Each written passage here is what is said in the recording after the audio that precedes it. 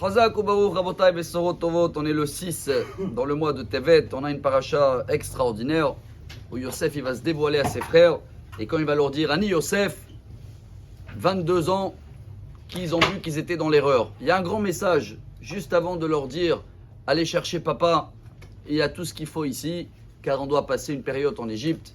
Il va leur dire 3 mots. Al Tirgezo Baddarer. Rashi va amener 3 explications que je crois que c'est 3 messages de vie, mais ils tournent tous sur le même santé, tout c'est de la santé. En hébreu, ça veut dire quoi? Ragaz, comme ça il dit le Nahmanite, c'est colère, casse. Il ne faut pas que vous mettez en colère dans la route. Alors Rashi amène une première explication incroyable. Altitasku ba'alacha. Yosef il les a dit, s'il vous plaît, dans le chemin de retour, ne parlez pas entre vous d'alacha.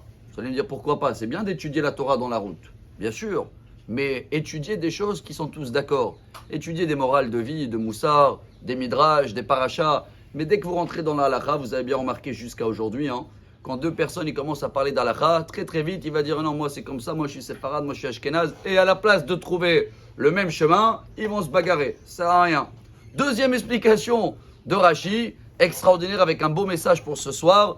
Altifseru psiaragasa. Ne marchez pas vite, ne faites pas des grands pas.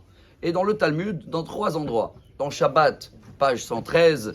Dans Brachot, page 43. Dans Ta'anit, je crois au début, page 6. Là-bas, la Gemara dit chacun qui marche vite, ça l'enlève 500 de la vue. Il y a un problème de vue. Bon, la Gemara, elle donne la solution. Si on veut rattraper ce qu'on a perdu, c'est de regarder le vers de Kiddush dans Shabbat.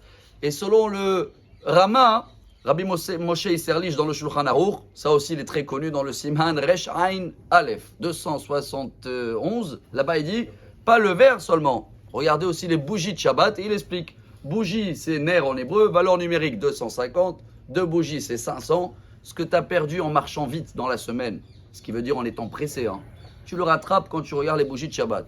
Il y a 3e explication, et c'est celle-là qu'elle nous donne tout en même temps, elle est très belle. Yosef il les a dit, s'il vous plaît mes frères, ne parlez pas sur le passé dans la route. Ne commencez pas à dire c'est toi qui nous as dit de le vendre et pourquoi tu l'as pas sauvé. Parce que si on parle du passé, on devient des vieux. Excusez-moi sur le terme, comme ça il dit Rabbi Nachman de Breslev. Quelqu'un que toute sa vie j'ai fait, et dommage, j'aurais dû faire. C'est quelqu'un qui vit pas le présent, il vit le passé. S'il vit le passé, c'est un vieux parce qu'il n'a pas de projet. S'il aurait eu de projet, il avance. Chers amis, ces 3 raisons-là, en fin de compte, c'est malheureusement, les grands défauts qu'on a dans notre génération, des problèmes de santé. 1, les gens ils se prennent la tête, ils cherchent des sujets où ils se peuvent prendre la tête, entre guillemets, d'halakha à la place d'être d'accord sur quelque chose. 2, on est trop pressé.